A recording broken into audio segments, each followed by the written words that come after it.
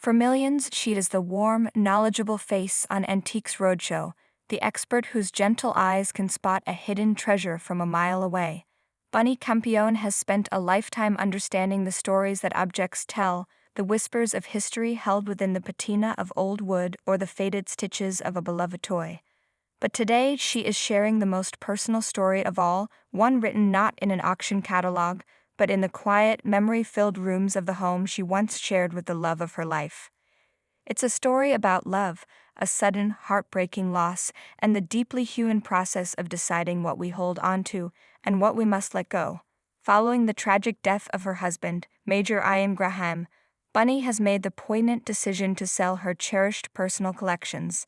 This isn't just about downsizing, it's a tender act of passing on the joy that these beautiful things once brought her, and a way of navigating the profound silence that now echoes in a home built for two.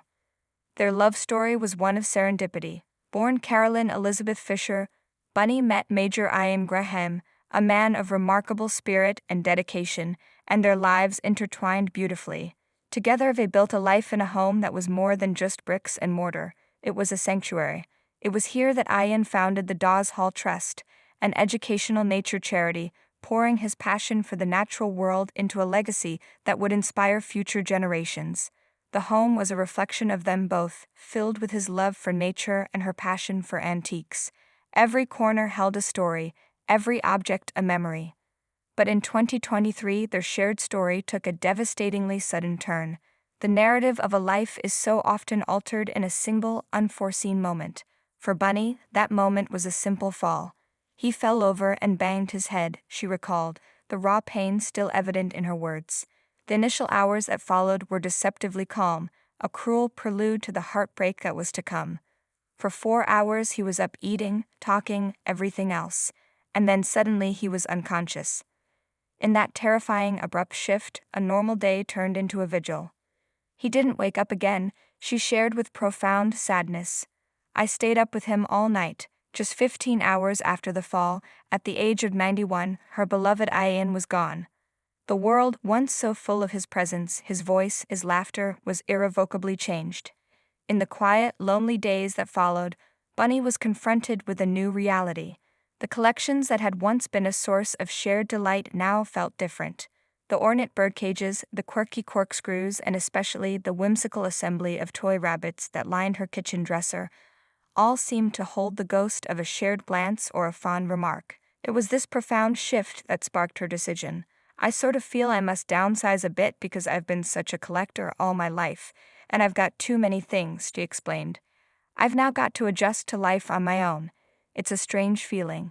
This adjustment has led her to an act of beautiful, albeit painful, generosity. She plans to eventually give the home they share to the Dawes Hall Trust, ensuring that Ian's legacy continues to flourish. And as for the treasures within, she wants them to find new homes, to be loved again. I want to see other people enjoy them because I've had a lovely time with them, she said. Among these treasures is a collection that is deeply entwined with her own identity, her rabbits. Her nickname, Bunny, isn't a stage name, it's a piece of her childhood. As a little girl, she was gifted a brown rabbit fur coat, complete with a hood and tiny bunny ears.